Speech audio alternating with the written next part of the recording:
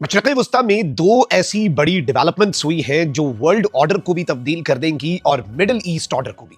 और इन दोनों डेवलपमेंट्स में सऊदी अरब ने पहल कर दी है।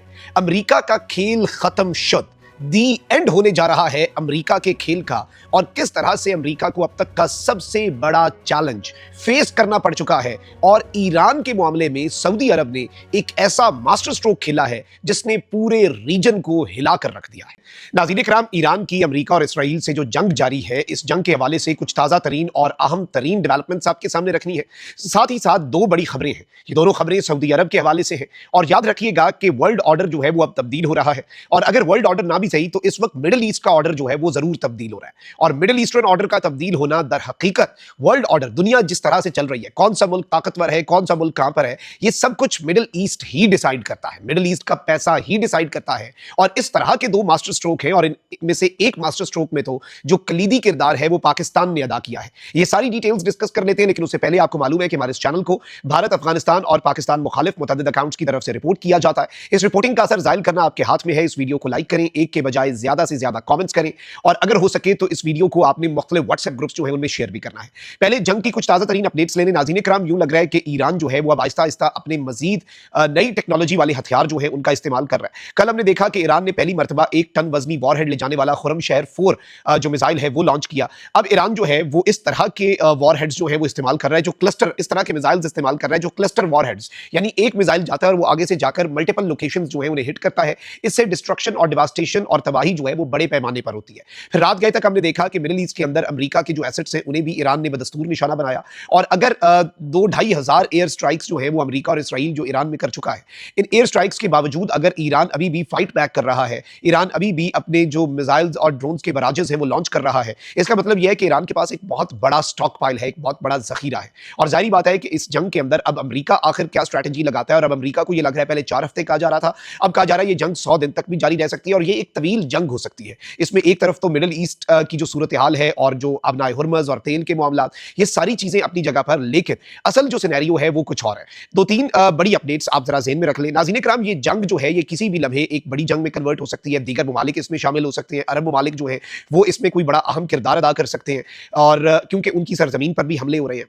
अब ईरान जो है उसने हालिया कुछ दिनों के अंदर जो हमले हुए, एक सऊदी अरब की अरामको की तेल फैसिलिटी पर, जिसका अमेरिका से कोई लेना देना नहीं था, उस पर जो हमला हुआ उसके हवाले से ईरान ने यह तरदीद कर दी कि भाई ये हमला हमने किया ही नहीं है, ये तो हमने किया नहीं। फिर इसी तरह से साइप्रस वाली साइड के ऊपर ईरान का एक ड्रोन जाता है और बाद में पता चलता है कि ये ईरानी शाहिद ड्रोन की तरह का ड्रोन है, लेकिन ईरानी ड्रोन नहीं है।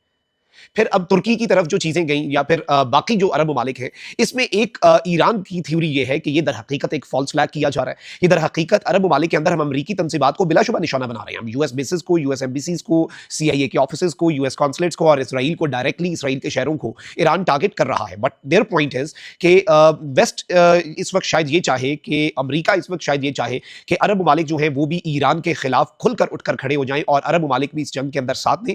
और अरब ममालिक भी अगर साथ नहीं देते तो कम से कम ईरान के खिलाफ आकर डिप्लोमेटिकली, सिफारती सतह पर खड़े हो जाएं, और अमेरिका जो है उसे वो कहें कि भाई आप लोगों ने जो करना है, जिस तरह से करना है, जिस तरह के मामलात करने हैं, ये सब कुछ जो है वो आप अपने हिसाब से कर सकते हैं।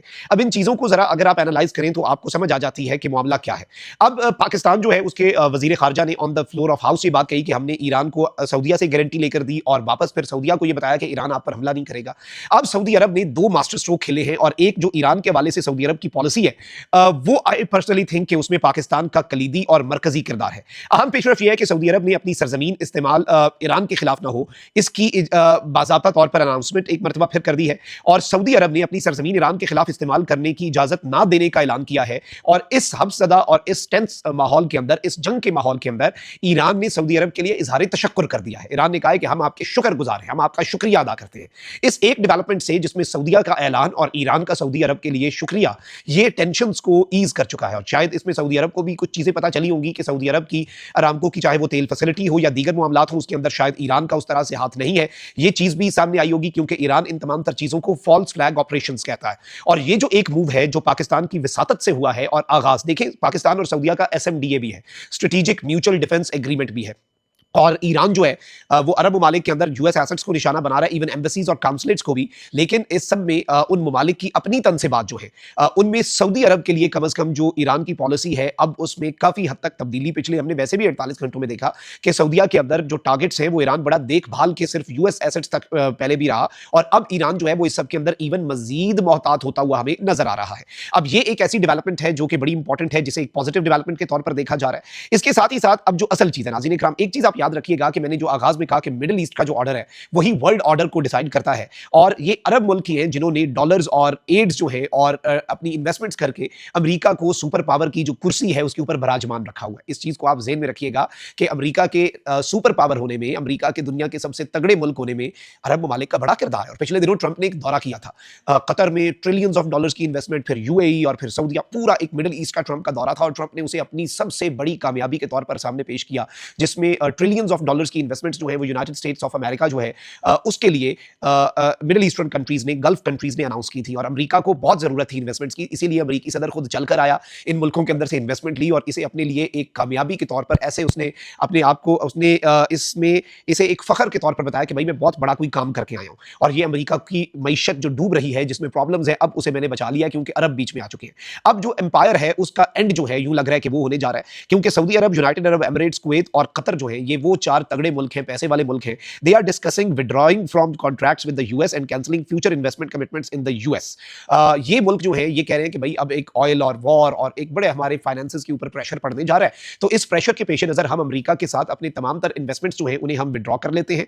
जो कॉन्ट्रैक्ट्स हमने अमेरिका के साथ ऑलरेडी किए हैं उनसे हम विड्रॉ कर जाएंगे, और हम फ्यूचर इन्वेस्टमेंट कमिटमेंट्स जो हमने की हुई है कि हम फलाने साल तक इतनी इन्वेस्टमेंट करेंगे, फलाने साल तक हम इतनी इन्वेस्टमेंट करेंगे, फलाने ईयर तक हम इतना पैसा आपके मुल्क में लेकर आएंगे, इन तमाम तर चीज़ों से अब ये पीछे हट रहे हैं। और इस सब के अंदर अब जो खबर आ रही है कि मशरिक़ वस्ता की ओवरऑल जो खबर आ रही है कि तीन ममालिक जो हैं, तीन मईशतें जो हैं, उन्होंने तो इस वक्त ये ऐलान करने के बहुत करीब है, और मशरिक़ वस्ता में तीन मईशतों का अमेरिका में सरमायाकारी से मुकम्मल तौर पर दस्तबरदारी का ऐलान, ईरान जंग के बढ़ते अखराजात के बाद सरमायाकारी मुआहिदों का अब दोबारा से जायजा लिया जा रहा है। मशरिक़ वस्ता की तीन मईशतें जो हैं जिनमें ट्रिलियंस ऑफ डॉलर्स जो है वो यूनाइटेड स्टेट्स को इसका नुकसान पहुंचेगा, और ये बेसिकली वर्ल्ड ऑर्डर की तब्दीली की तरफ, मार्क माई वर्ड्स, ये लिख के रख लें कहीं पे, जंग एक सेकेंडरी चीज होगी, ये जो मईशतें हैं ना, ये असल में वर्ल्ड पावर्स को अपनी जगह पे मजबूत बनाती हैं, और इस एक डेवलपमेंट ने बहुत कुछ तब्दील कर देना है। अपना बहुत ख्याल रखिए। पाकिस्तान जिंदाबाद।